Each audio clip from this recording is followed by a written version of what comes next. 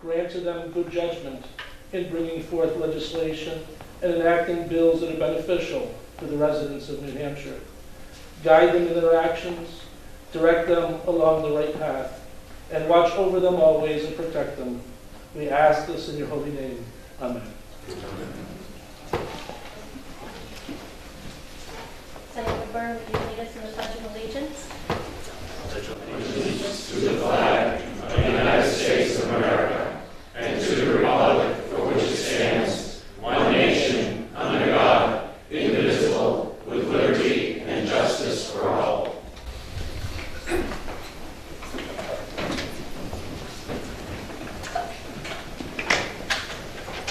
At this time, I'll do a roll call for the attendance. You may be seated.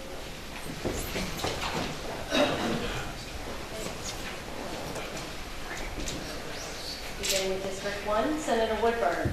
Here. Senator Forrester. Here. Senator Bradley. Here. Senator Waters. Here. Senator Pierce. Here. Senator Cataldo. Here. Senator Hosmer. Here. Senator Little. Here. Senator Sanborn. Here. Senator Kelly. Here. Senator Daniels. Here. Senator Abard. Here. Senator Lasky. Here. Senator Carson. Here. Senator Feltes. Here. Senator Booton. Here. Senator Reagan. Here. Senator Susie. Here. Senator Birdsell. Here. Senator D'Alessandro. Here. Senator Fuller Clark. Here. Senator Morse. Here. Senator Prescott. Here. And Senator Stiles. Here. 24 in attendance. At this time, on the first Wednesday in December in the year of our Lord 2014, being the day prescribed by the Constitution for the Legislature of New Hampshire to assemble, and the Honorable Margaret Wood Hassan, Governor of the State of New Hampshire, accompanied by the Honorable Executive Council, will come into the Senate chamber and will now subscribe the oath of office and witness the signing of the oath by each individual senator and verify that these are duly qualified as senators agreeable to the provisions of the Constitution. All rise, please.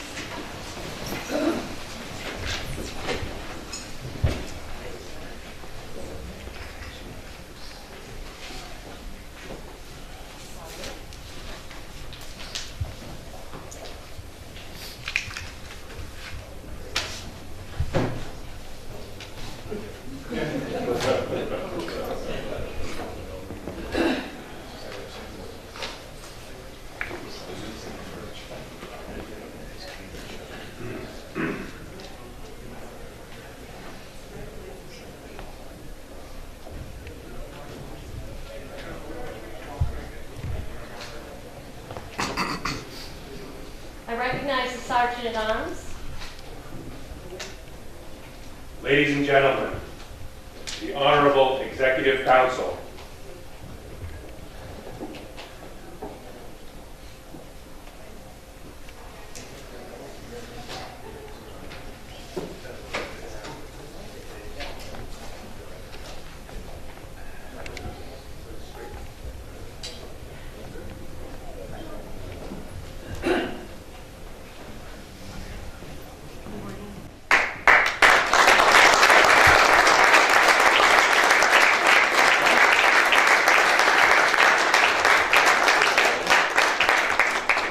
I recognize the Sergeant at Arms. Ladies and gentlemen, the Honorable Margaret Wood Hassan.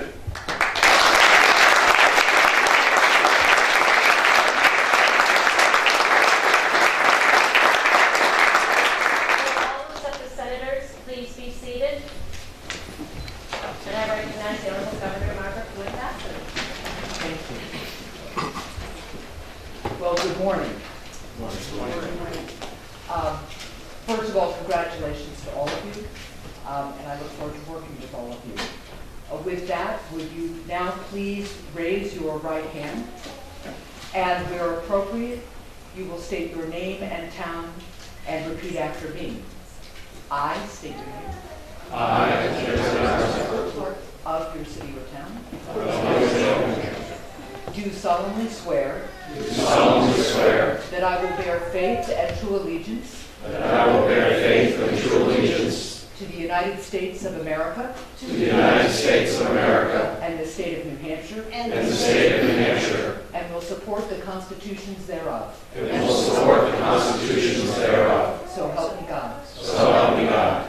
I state your name. I, Kenneth Presley, Do solemnly and sincerely do solemnly and sincerely swear and affirm swear and affirm that I will faithfully and impartially that I will faithfully and impartially discharge and perform discharge and perform all the duties incumbent all the duties incumbent on me as state senator on me as state senator according to the best of my abilities, according to the best of my abilities, agreeably to the rules and regulations agreeably to the rules and regulations of this Constitution of this Constitution and laws of the state of New Hampshire. and laws of the state of New Hampshire. So help me God. So help me God.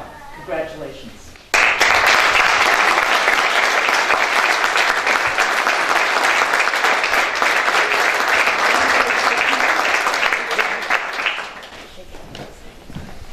Senator, congratulations.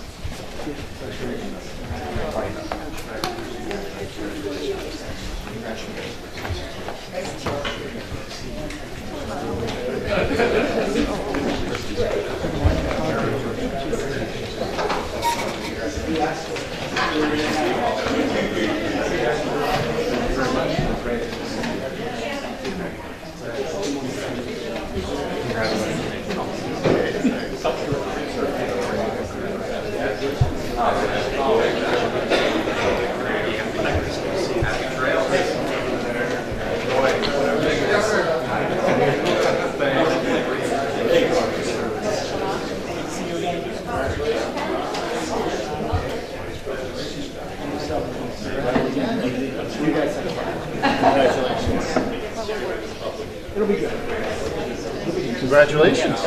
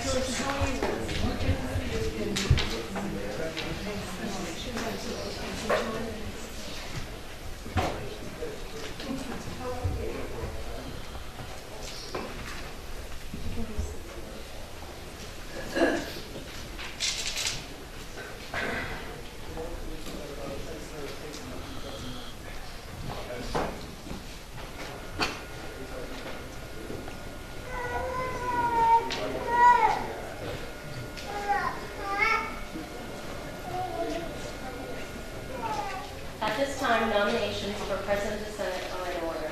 I recognize Senator Bradley for a nomination. Good morning, Madam Clerk. How are you this morning? Good morning, everybody. Welcome back. Happy holidays. It is indeed an honor to be able to nominate more than our former Senate President to be our next Senate President, but really, in my view, our friend, Senator Morse from Salem, to be our next Senate President. What are the characteristics that the 24 of us need to look for in a leader?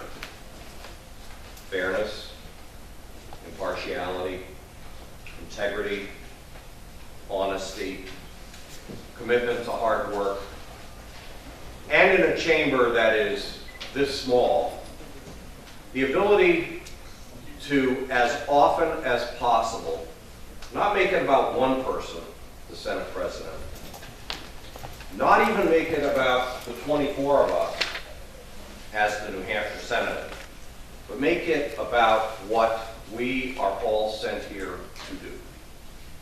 To work hard for our constituents, to better the state of New Hampshire,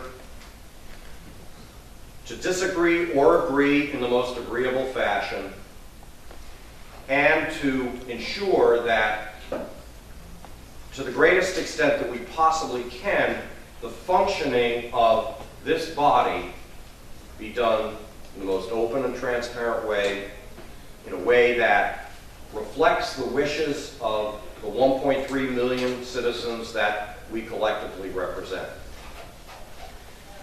I have had the opportunity to know Senator Morse for a long, long time.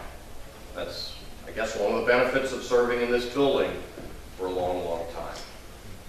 Every one of those character traits that are so necessary in a leader, I think our friend Chuck embodies. You won't doubt his integrity. You won't doubt his honesty. You won't doubt his commitment to hard work or his commitment to impartiality. I always talk about our friend who's no longer here today after she had been here for 20 plus years. You have big shoes to fill, my friend. Senator Larson. I felt that I had a lot to learn from Senator Larson in terms of politeness, fairness, equanimity. I think Senator Morse has embraced that. And I think that what we have seen over the last year that Senator Morse has been the Senate President has embodied the tradition that Senator Larson and many people before her have embraced. So it is with no reservations whatsoever that I believe all 24 of us will have our best interests, not as individuals, but as the 50 to 60,000 people that we each represent, best represented by the leadership of Senator Morse. And so it's with great pleasure that I rise to nominate our friend Senator Chuck Morse to be our next Senate President. Thank you, Madam. Thank you. I recognize Senator Whitburn for a second. Thank you very much. I'm proud and honored to second the nomination of Senator Morse. In the last 2 weeks, I've had a chance to spend more time with Senator Morse than over the last 2 years that I was in the Senate. And I appreciate his temperament, his courtesies, and his friendship.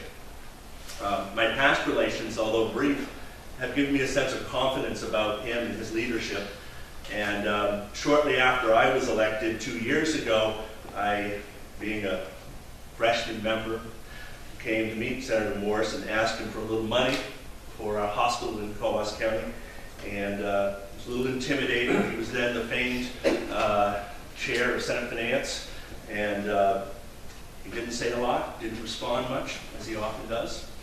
And seeing that silence, I filled it with another request, a little more money for a social service agency that was having some trouble. And he nodded, didn't say much more, and I was getting a little nervous, so I said, why don't you come up for a tour of the North Country? And we ended. Weeks, months later, the Senator Morse delivered on all three.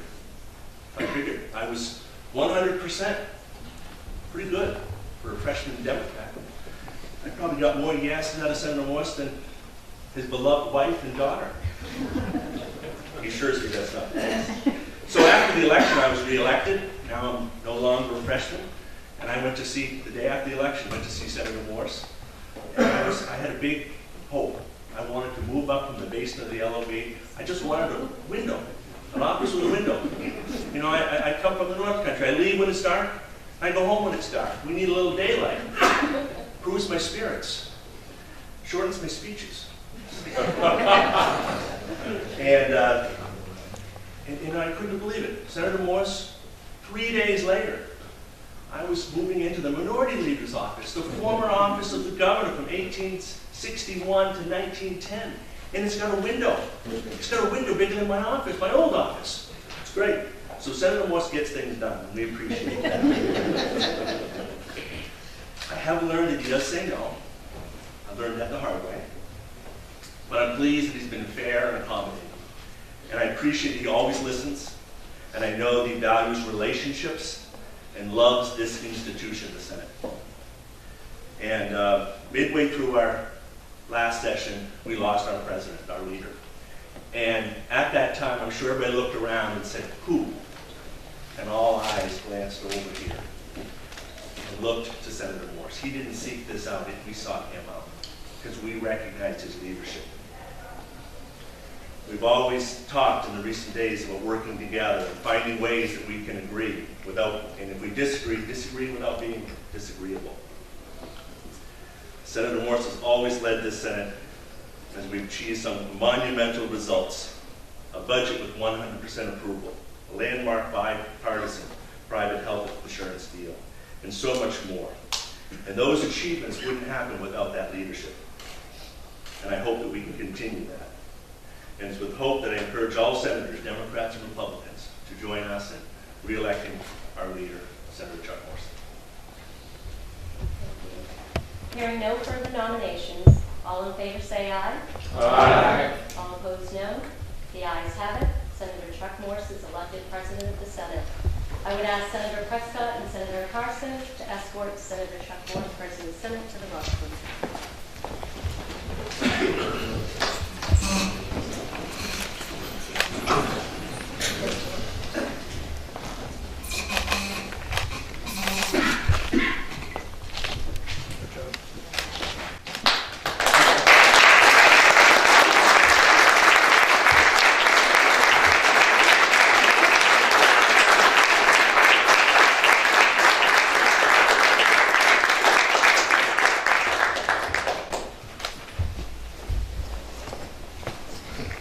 You can be seated. Yeah. You know, we've lost a lot of friends in the Senate, and Senator Bradley, brought one to our attention, Senator Larson. I know they're all traveling. I talked to them all. They all seem to find it hard. It's an institution that needs to stay the way it was. And I don't have to tell most of you that have been here. You understand what we went through when we left here at the end of June last year. And we need to continue with that honor in the Senate. I don't think it could have been said better than the two nominating speeches. I believe in that, and I want to make sure that we continue in that direction. And I truly thank you for your vote today. I'm humbled by your confidence you have placed in me to serve as Senate President once again. I'm honored to hold this gavel. Even though it's on the right side, it'll move to the left next time where it belongs. The reality is I'd also like to congratulate my colleagues from District 1. You said we don't really know each other from times before, but the reality is I've enjoyed working. I honestly believe this Senate, even if we've only been one session together, we get to know each other just a little bit better each time. My tour of the North Country, I knew he believed in it. He invited me to go to the North Country next week, and I said, I can't give you 2 days, but if I show up at night to go to the meeting, will that help you? And he said, yes. That's what we're all about as a Senate. Our relationship goes well. Today, we welcome 5 new senators. They're all familiar faces at the State House, and I know they're going to hit the ground running. The New Hampshire Senate is one of the country's great deliberative bodies. We may lack the sheer size of our House, but we are strengthened by the sheer commitment of 24 volunteer senators to make New Hampshire a better place to live, work, and raise a family. I'm not sure there is ever an easy time to serve in the State House. Every year brings our own new challenges, many which are unexpected. But we do know that one of our biggest challenges next year will be crafting the state budget. Our state agencies are already being asked to cut back their spending in order to address the growing deficit. We can balance the budget, and we can do it without raising taxes. And we will live within our means and meet the needs of the citizens of New Hampshire. We're also going to tackle problems that are holding back the New Hampshire economy. We're going to dig into healthcare, education, and energy.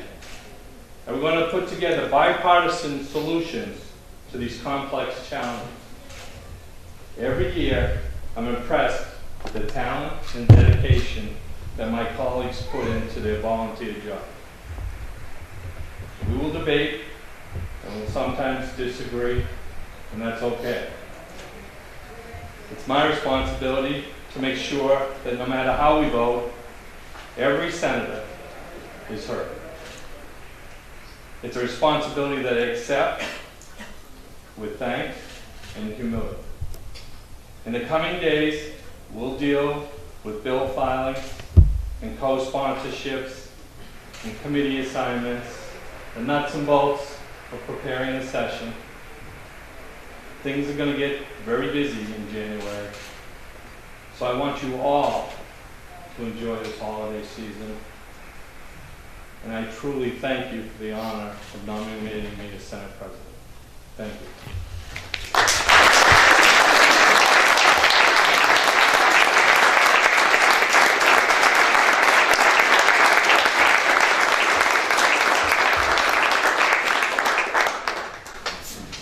Just a Diet Coke, right? I recognize Senator Bradley. Thank you very much, Mr. President. I believe that my good friend from District 1 would like a 5 to 10 minute recess, so I move to be in recess. Senators in recess, 5 minutes. Recognize Senator Bradley. Thank you very much, Mr. President. Glad to be able to call you that again. Resolved that the rules of the 213-214 session be adopted as the rules of the 215-2016 session with the changes which have been provided here today, and I'm happy to outline those changes. Okay, thank you very much. Everybody should have a packet that looks something like this on their desk or in your book. There are two things I would like to discuss that are not rule changes but are clarifications that all of us should know about that have come up to make sure that each and every one of our individual rights, so to speak, is protected. The first is excused absences. We've gotten away from reading absences on the floor, whether it's the Senate President or whether it's the Senate Clerk. And as a result of that, an excused absence wasn't necessarily noted in the calendar.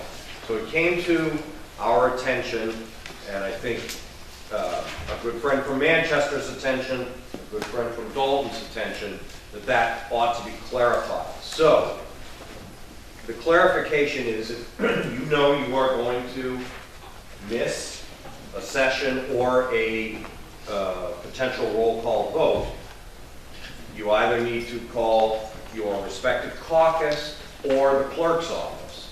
There will be a list of any members, any senators with excused absences that the Senate President and the clerk will read into the record. Once it's read into the record, it will be reflected in the journal. Okay? So that's number one. The Senate President asked that there also be a clarification on calling the question. It doesn't happen, for those of you who are new members, all that often in this chamber, but once in a while somebody is hungry, antsy, ready to call the question late at night. We don't do many of those, but once in a while it happens. There's been a question as to at what point should somebody be recognized. The practice has always been, and this is why I'm reminding all of us today, what the past practice has been and how it should be going forward. If you want to speak on an issue, make sure that either the clerk or the president have recognized you from the roster. You do this, you do this, they nod, you're on the list. If you're on the list, and Senator Reagan calls the question, you will have the opportunity to speak. If you're not on the list, then your really only avenue at that point is to ask questions of people that still remain on the list. Again, no rule change, that's the practice. If that's not satisfactory, we will have 3 more legislative days to clarify that rule even more, but I believe that that will be fine. Looking at this document now, the first actual rule change is on page 7. Laid upon the table, we are striking the sentence that allows laying an amendment on the table. That's number 1. Number 2, we are striking further down on that page in the special order motion provision that it be a 2/3 requirement. It will be by simple majority vote. Moving further ahead, I believe the next rule change is on page 8. It clarifies an incorrect notation on the abstaining from a vote provision. It should be, it should be the way it's written, Rule 61225. Moving on.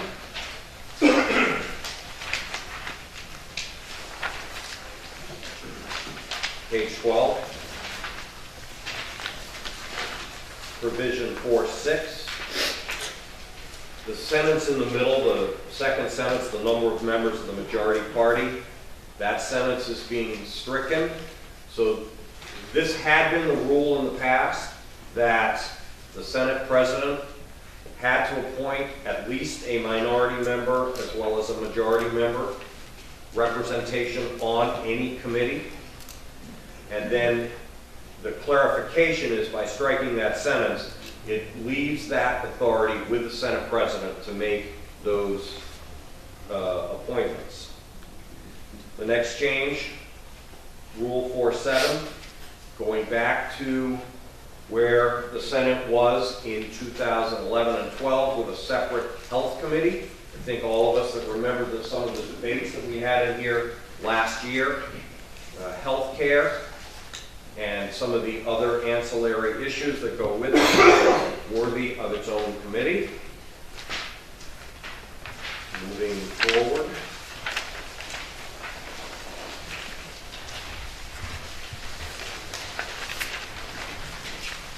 I believe the last rule change is on page 16, the dates. So, the dates that will be agreed upon in this rule are as follows. The deadline to file legislation, next Tuesday, December 9th at noon. Sign off for prime sponsors, Friday, January 2nd at 4. And for co-sponsors, Wednesday, January 7th, when we will all be here. January 7th, doesn't say what time. I presume that means it's at 4. That allows the first calendar for committees to be able to schedule hearings in the most timely manner possible. And I believe that's it for changes. Obviously, other legislative dates, the February break, crossover, committees of conference, that will have to happen with negotiations with House leadership. Obviously, that's premature at this moment in time. I suspect there may be a question or two, and I'm happy to answer. Page 15. Did I miss it? I apologize. Oh, I did. I've been talking about it, but the top of the page, this will allow 4 legislative days to make further rule changes by majority vote. Today is the first legislative day. The 2 days, largely ceremonial, in January, I believe it's the 7th and the 8th, when we convene again, and when the governor is inaugurated on the next day, our legislative dates 2 and 3, and historically, the first session day of a new session is late in January or early in February, as committees have had a chance to hear legislation and act on it. So that will be that first session day, either late in January or early in February. And I'm putting in my request for February, Mr. President. Will be when we can adopt a rule by majority vote. Thank you. Thank you, Senator Bradley. Question? Senator Wood. Thank you, Mr. President. Thank you for your leadership on this, and the Majority Leader and the Deputy Minority and the Senator from District 5 for their work on improving these rules and really trying to reflect the history of the Senate. And the one question I had for you, Senator Bradley, I know I haven't had much time I haven't filed any bills, haven't really had any time to think about it. They have some work to do the next few days, but if we can't get those done, describe the process in which we'd be able to file bills and the rules and what that approach would possibly look like. Well, Senator Woodburn, being a fellow North Country boy, I thought you got up early in the morning. I would have expected all of your bills to be filed with your first cup of coffee.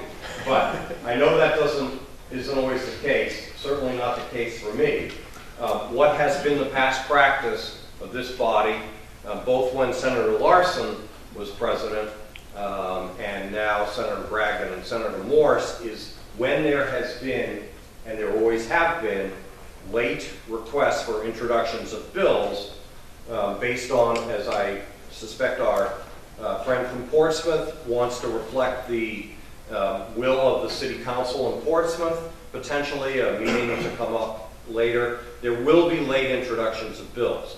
I can't recall a single time in the 3 sessions I've been here where the Rules Committee, whether it was run by our friends on the other side of the aisle or us on our side of the aisle, has ever said no to a late bill request. And moving forward, as we try to work together to do the best interests of the state of New Hampshire, I can't imagine the circumstances where we would not let in late bill requests. Further questions? Thank you, Mr. President. Just so I understand, so the Rules Committee would meet shortly after our deadline to be able to hear the request by senators? I would anticipate, Senator, that you and I and maybe others that were interested in filing late bills would get together at some point in the middle of January and assess where we are, and then we would schedule a meeting of the Rules Committee, probably for late in January, maybe early in February, at some point in time, to consider any late bill requests. I think that is a given. It will happen. Part of the reason for the December 9th date is the logistics that we all may think, you know, we're pretty special. We have this big fancy title called senator. But guess what? The hardworking people down in legislative services that have to draft the 150 requests that the 24 of us have now submitted, as well as probably 50 or more by the time Senator Woodburn gets out of the North Country with his cup of coffee and submits your bill request, we'll be at 200 or 225 bills. We need to make sure that the process works as smoothly as possible. So there will have to be discussions about a meeting of the Rules Committee at some point in January, so it's timely, and so that we can allow for late introduction of bills. That's when I would anticipate it is. Senator Booton, a question? Yes, thank you, Mr. President. Floor, please. Senator Bradley? Thank you, Mr. President. I appreciate yours and staff's work on the amendment rules.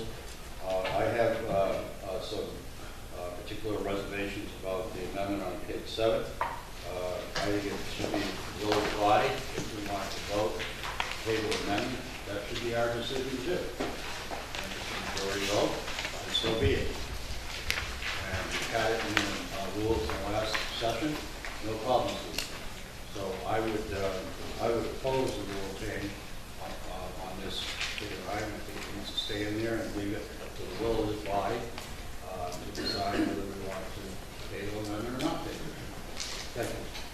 Well, if I might respond to that, my suggestion would be that we adopt it today. We know that there could well be further discussion of this rule that could be changed by majority vote in that 4th legislative day, or potentially early in January if there's a consensus that it should be changed. I would just say, again, that the history, as has been described to me, is that the ability to table an amendment has been a relatively new provision of the Senate, only adopted in the last session. It had not been part of the rules prior to that, going as far back as anybody can recall. So I would also argue it had worked well without the ability to table an amendment. But, Senator, obviously that discussion can continue and can be brought back in any of the next 3 legislative days.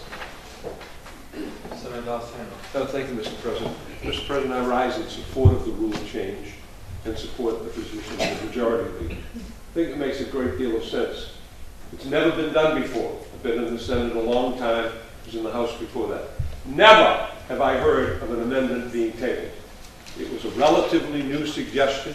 It came up. We opposed it. And I'm very respectful of the fact that the majority has recognized that it was inconsistent with the diplomacy and with the conduct of the Senate.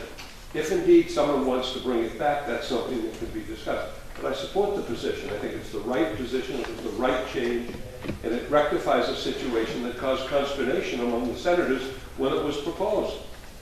I mean, it was not fully accepted. So I support the change. I think it's an admirable change and something that we should vote in a positive manner for. Thank you, Mr. President. Senator Polk, a question or just? A question. Thank you very much, Mr. President. I have Senator Bradley? Senator Bradley. Senator Bradley. Thank you. I know, Senator Bradley, that you did refer to the city of Portsmouth. I would just like to have further assurances that our city delegation is not meeting until the 12th of December. They have a list of potential legislation they would like to discuss and have considered. I do not want to go to them and say that I will have a problem submitting that legislation. That could be true of other communities as well that we will not have heard from by next Tuesday. So I just want clarification and confirmation that it will be possible to move forward in January without any barriers or stumbling blocks. Thank you very much, Senator. The reason I brought up that example when I described the dates is because I thought it was a very valid example of why there should be some flexibility moving forward, and why, when I also discussed it, I discussed past practices both under Senator Larson and Senators Bragdon and Morse, where the Rules Committee has always been courteous and gracious to senators with valid late requests. And certainly the example that you raised is something that we better darn well continue to be courteous and gracious to each other with those late bills requests. And you have my commitment to make sure that reflecting of the majority, and I suspect of the other 13 members of my caucus, they're going to be exactly those kind of situations that require late bill introduction too. So we will, to the greatest extent practical, I can't vote for 24 other people, but you have my commitment that we will do everything to allow them in. Well, thank you very much. Senator Seymour for a question. Thank you, Mr. President. For Senator Bradley. Senator Bradley, I would never, ever question the historical knowledge of the great senator from District Number 20, because doing so would be fruitless. But I also rise in support of my colleague from District Number 16, and that's because I thought that this amendment that the senator from District Number 16 is concerned about, we actually have voted on that amendment before. So I just want to make sure we're setting the record straight, that it has something that's been used previously. And I again defer to the Senate President. He's open to having this discussion at more length, of which I appreciate, but it is true we've used that. I believe it was used once, maybe twice in the past, and I can't remember the bill or even the subject matter, but I do believe you are correct that it was used once or twice in it would have been the 2013-14 session. So there is some precedent for it having been used. As I've learned about this issue, prior to that session, when the rule change allowed the tabling of an amendment, there had never been an issue, never been a proposed rule that allowed the tabling of an amendment. And again, as I answered our good friend from Senate District 16's question, I would advise all 24 of us, if there is further discussion to be had about whether it is in our collective best interest to allow the tabling of an amendment or not, that can be brought up in any of the next 3 session days and changed back by majority vote. Thank you, sir. Thank you, Mr. President. Any further discussion? The question is on the adoption of the resolution adopting the Senate rules. Ready for the question? All in favor say aye. Aye. All opposed say no. The ayes have it, the resolution is adopted. At this time, nominations for clerk of the Senate are in order. I recognize Senator Bradley. Thank you again, Mr. President. I suspect that pretty soon people are going to get tired of hearing me, but I don't think they'll get tired of me talking about our good friend, Tammy Wright, who has served this institution ably and nobly, quite frankly, for 25 years.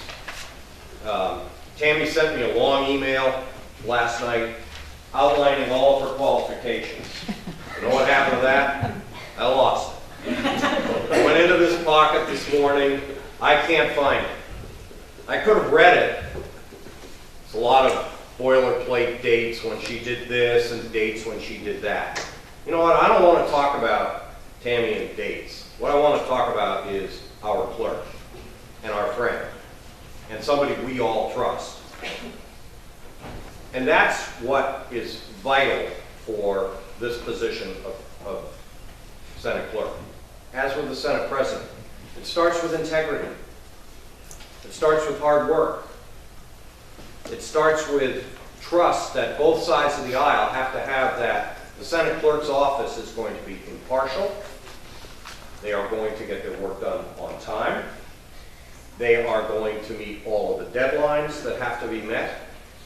And they will work with us to make sure that those technical aspects of getting bills done right, getting the calendar done right, are done. Tammy has proven herself time and time again as capable, qualified, competent, honest, and with the utmost integrity. She's about to cry. That's not a bad thing. So I'm going to stop the tears right now and say, let's nominate her unanimously because she's done just a marvelous job and will continue to do so. Thank you, Mr. President. Thank you, Senator Bradley. I recognize Senator Woodburn for a second. Thank you, Mr. President. I second the nomination of Tammy Wright for our clerk. We're fortunate to have a person of her talents and her keen eye for detail and her love and respect for this body. And this is a special anniversary. Her 25 years in this office, which is hard to believe. I arrived in this building in 1984, representing my communities of Whitefield and Belgium. And a lot has changed in those years. I had dark hair, a slim build, and but our clerk looks exactly the same. And I was shocked today to meet my son over here, George Siegel. Welcome. All right.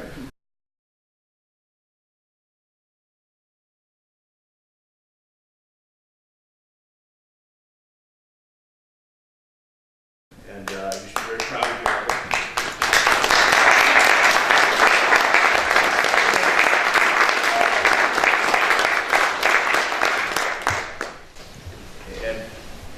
And you just did an oath that required us to be both faithful and independent. And those are hard to balance. I mean, we struggle every day how to do that. We have the scales of justice to give us confidence, or at least hope. But I think our clerk does it better than anybody. She cares so deeply about this institution, about all of you as senators. She does not tip that scale, and she does her work that all of us can be proud and feel that confidence. And especially when those days when our tempers get hot, we know that the clerk does her calling of the roll. And for those new members, it's an act of civic virtue. To watch her do this, the glasses slide down on the tip of the nose, those dark eyes lock on yours, and you better have your A game that day. Because when she calls it, you feel history connecting, and you're part of it, and you better live up to it. And I think all of us thank you, we respect you, and we'll all vote for you today. Thank you, Thank you, Senator Woodburn. Hearing no further nominations, all in favor say aye. Aye. Opposed? The ayes have it. The Honorable Tammy L. Wright is elected Clerk of the Senate.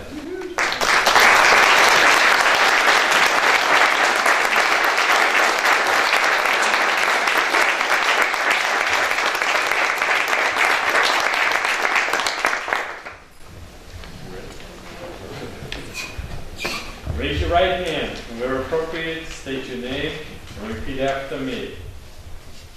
I, I, state your name, Tammy Wright, do solemnly swear do solemnly swear that I will bear faith I will bear faith and true allegiance to the United States and true allegiance to the United States of America and the state of New Hampshire, of America and the state of New Hampshire, and will support the Constitution thereof. and will support the Constitution thereof. So help me God. So help me I state your name, God. I, Tammy Wright, do solemnly do solemnly and sincerely swear and sincerely swear and affirm that I will faithfully and affirm that I will faithfully and impartially discharge and impartially discharge and perform all the duties incumbent on me and perform all the duties incumbent on me as Senate Clerk as Senate Clerk according to the best of my abilities, according to the best of my abilities, agreeable to the rules and regulations agreeable to the rules and regulations of this Constitution of this Constitution and the laws of the state of New Hampshire. and the laws of the state of New Hampshire. So help me God. So help me God. Congratulations.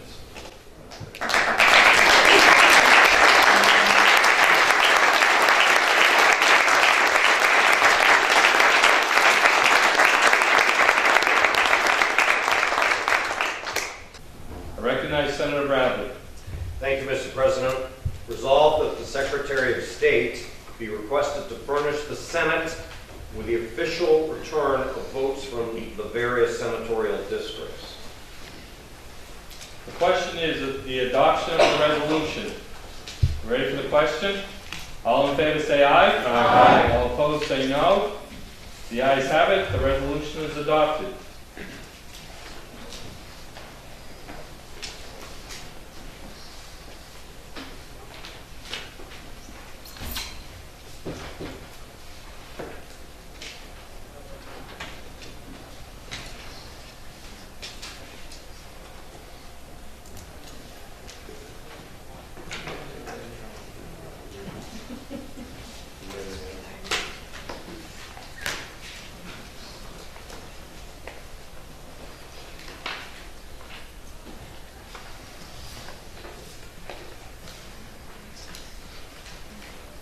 Anyone want to tell a joke?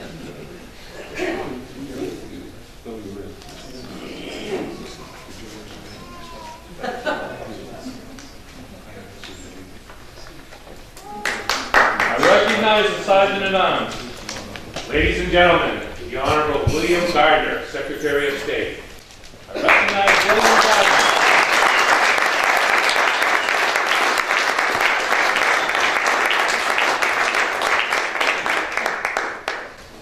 Thank you, Mr. President, Madam Clerk, honorable members. Part 2, Article 33 of the Constitution says that the Secretary of State shall count the votes for senators and to let the senators-elect know to come to take their seats on Organization Day. It's been a tradition that those votes have been read individually by district on the first day in the Senate. So I'm going to proceed to do that. In the first district, Senator Jeff Woodburn received 10,829 votes. Mark Evans received 7,166 votes. The plurality for Woodburn is 3,663. In the second district, Senator Jeannie Forrester received 12,657 votes. Carolyn Mello received 7,521. The plurality for Forrester is 5,136. In the 3rd District, Senator Jeb Bradley received 14,409 votes. John R. White received 7,950. The plurality for Bradley is 6,459. In the 4th District, Senator David H. Waters received 10,121 votes.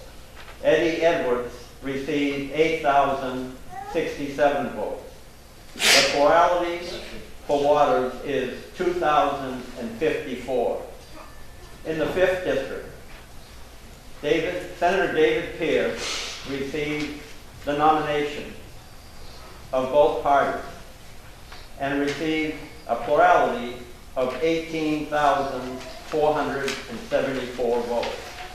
In the 6th District, Senator Sam Cataldo received 9,882 votes. Richard Leonard received 7,640. The plurality for Cataldo is 2,242. In the 7th District, Senator Andrew J. Hosmer received 9,578 votes.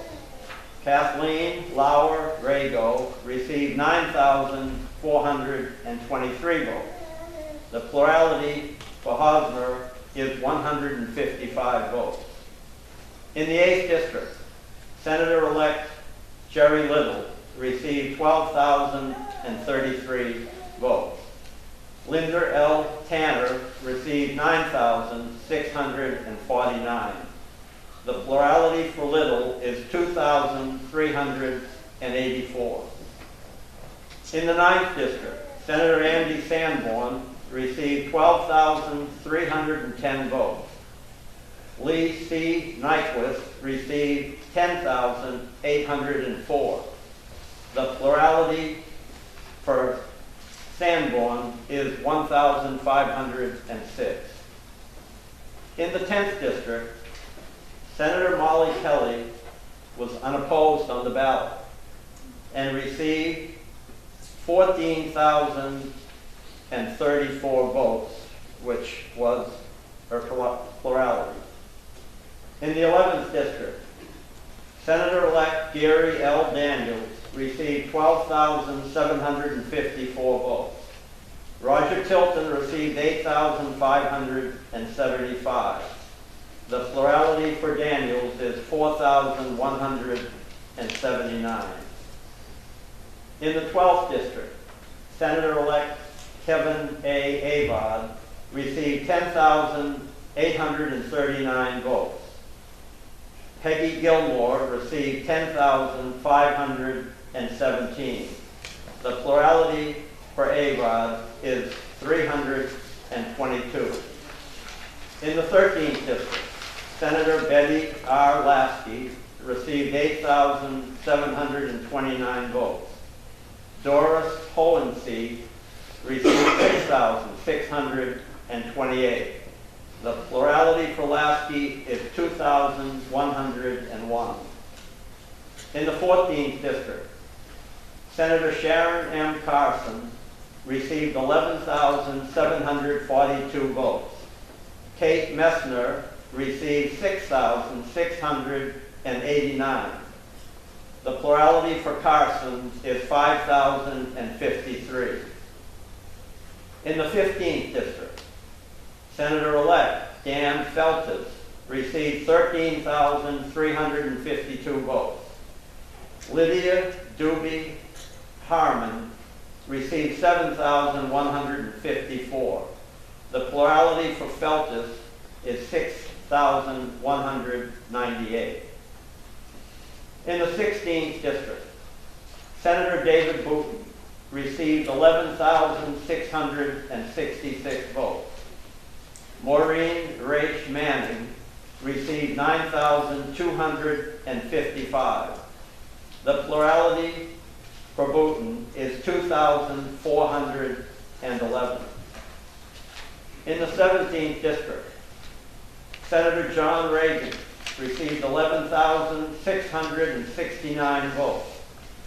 Nancy R.B. Fraher received 8,382. The plurality for Reagan is 3,287. In the 18th district, Senator Donna M. Susi received 8,266 votes. George Lambert received 7,268. The plurality for Susi is 998. In the 19th district, Senator-elect Regina Birdsell received 11,561 votes. Christy St. Laurent received 7,275. The plurality for Birdsell is 4,286. In the 20th district, Senator Lou D'Alessandro received 7,973 votes. Eileen Landy received 5,787. The plurality for D'Alessandro is 2,186. In the 21st district, Senator Martha Fuller Clark received 12,423 votes. Phil Lazaro received 7,987. The plurality for Clark is 4,436.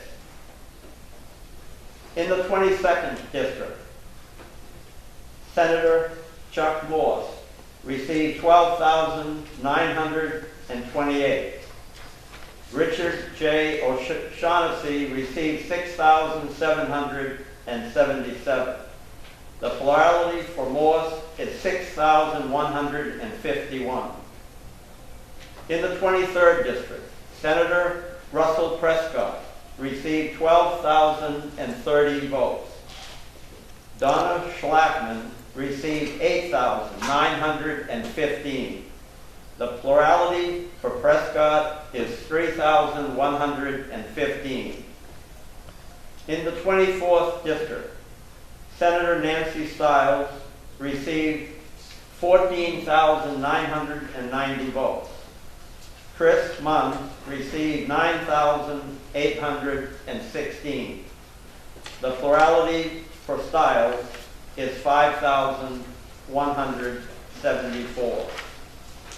These totals reflect the return of votes that were cast in 319 voting places on November 4th, 2014. And this finishes that election.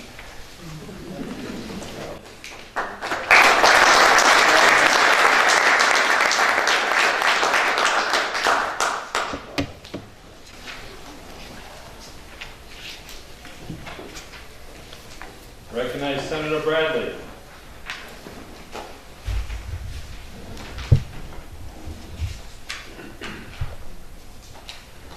Thank you, Mr. President. Resolved that the return of the votes from the several senatorial districts be referred to a select committee of 3 with instructions to examine and count the same and report to the Senate where any vacancies or contests exist, and if so, in what senatorial district.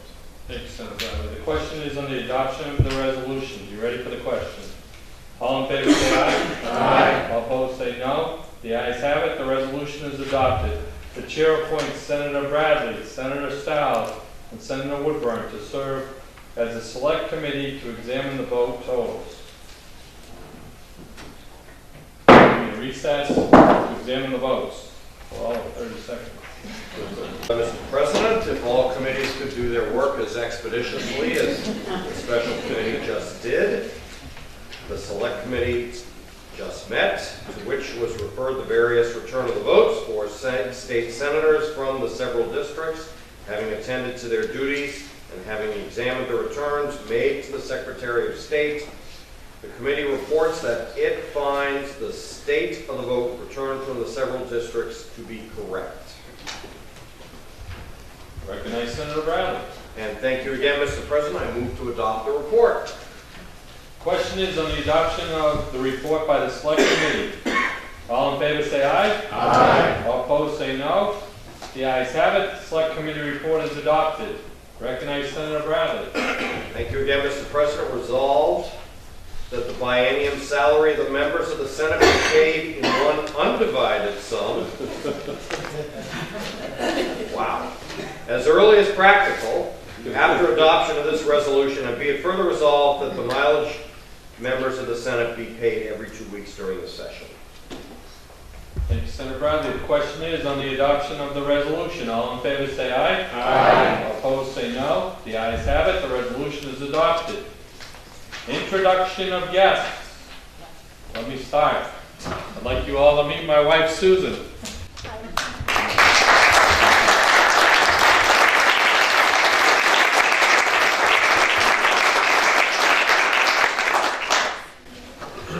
Further introductions. Senator D'Alessandro. Thank you, Mr. President. First of all, I think I have the individual who traveled the furthest to come to this meeting. From London, England, my daughter's mother-in-law, Pauline Smith.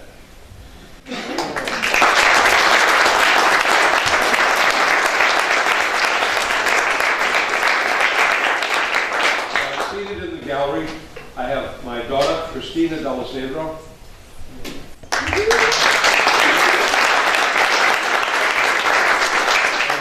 My grandchildren, Olivia D'Alessandro, Dylan D'Alessandro,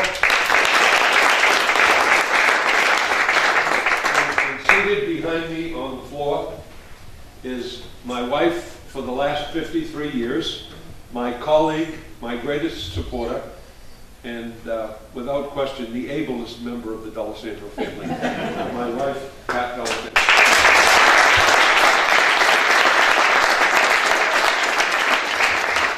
Thank you, Mr. President. Thank you, Senator D'Alessandro. Further introductions. Senator Daniel. Mr. President, I'm honored today to have with me as a guest my wife, Laureen, my father, Clarence, my mother, Glenna, and a close family friend, Pat Dahlstead.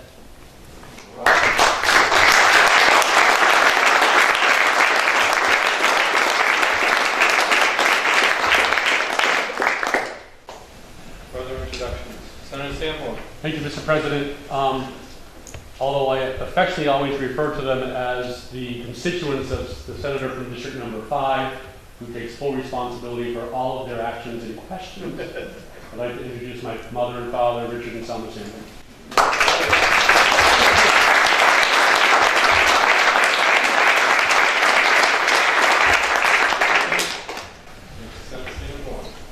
Senator Abad.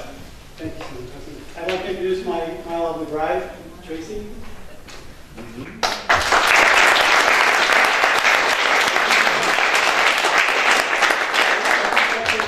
Kylie.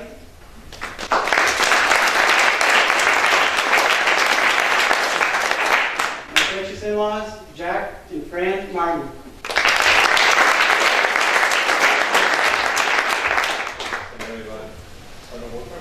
Thank you, Mr. President. I'd like to introduce three people that make it possible for me to be here. My mother, Alicia Woodburn. My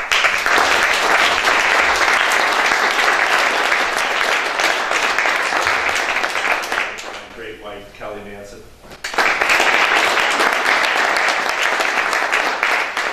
And a great friend, Bill Friedman.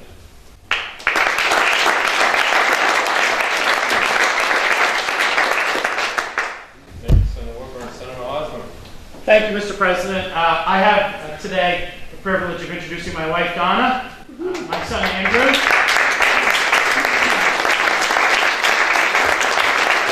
daughter, Amelia, my daughter, Ava, my daughter, Bridget, two friends, Manuel Barron and Kyle Miller.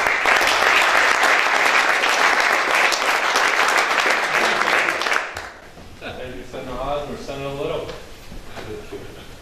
Mr. President, it is my pleasure and honor to introduce my wonderful wife, Heidi, who's up in the gallery, who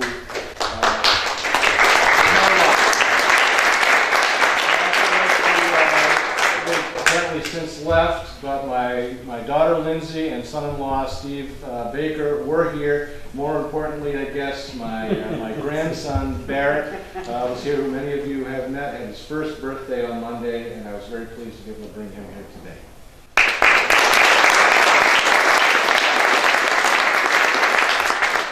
Senator Little. Senator Fuller Clark. Thank you very much, Mr. President. I'd like to introduce my husband, Dr. Jeffrey Clark.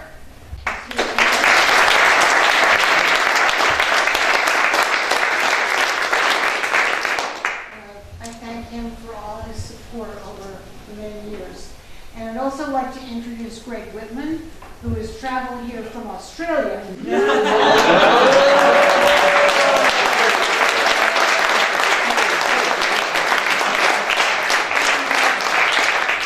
For all of you who may or may not know, Greg was my aide in 2008 to 2010.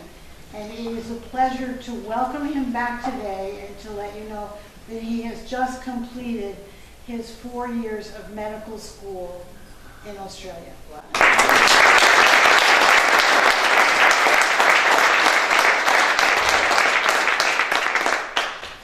Senator Berkel.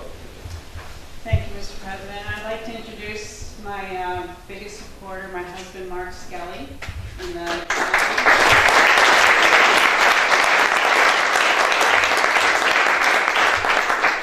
my sister, Marietta Birdsell, and her husband, Bill Branch, from Florida.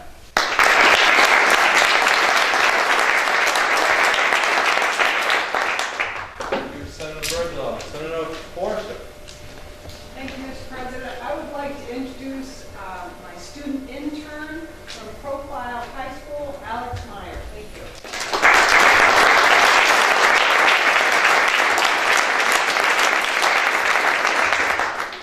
Senator Carson.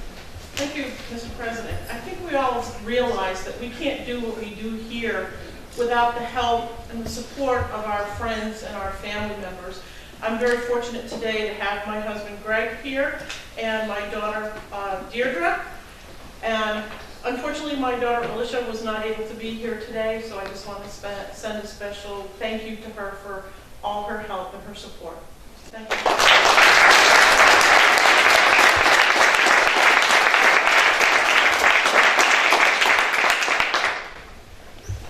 Thank you, Senator Carson. Senator Phelps. Thank you, Mr. President. It's my honor to introduce a guest that may have traveled the shortest distance. Just a few blocks on south end of Concord. My absolutely wonderful wife, Erin, is in the balcony.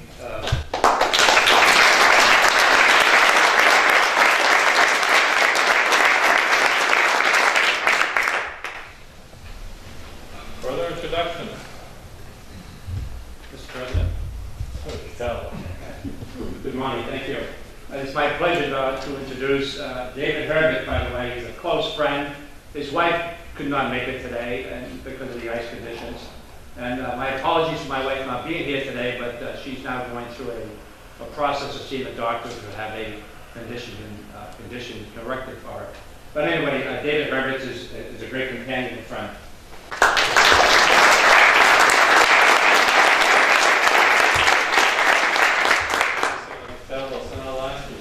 Thank you, Mr. President. I'm happy to have with me today two people who helped me immeasurably in my campaign, Alan Rapp and Ashley Marshall.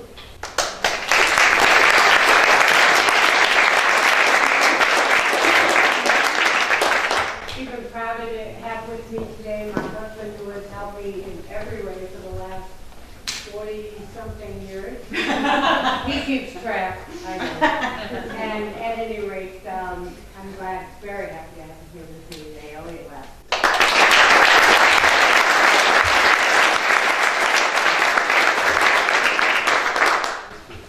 Senator Susi. Thank you, Mr. President. I'd like to introduce two dear friends who are with us in the gallery today, Eugene Martin and East Logan.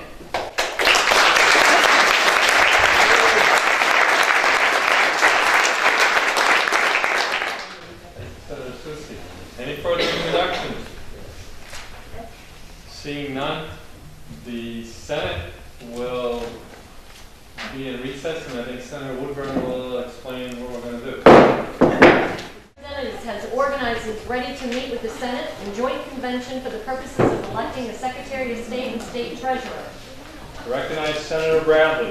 Thank you, Mr. President. Resolved that the Senate meet in joint convention with the House of Representatives for the purpose of electing the Secretary of State and State Treasurer. The question is the adoption of the resolution. All in favor say aye. Aye. All opposed say no. The ayes have it. The resolution is adopted. The Senate is in recess for the purpose of joint convention with the House. Thank you, Mr. President. I move that the session now adjourn from the early session, that the business of the late session be in order at the present time, and that when we adjourn to Wednesday, January 7th of 2015. All in favor say aye. Aye. All opposed say no. The ayes have it. The early session is adjourned. We are now in the late session. Are there any announcements to come before the Senate? Just one from me. The Senate committees will be announced tomorrow morning, promptly at 9 o'clock, right, Christie? Yes. Okay. Seeing no further announcements, without objection to all personal privileges, which there are none, is there any?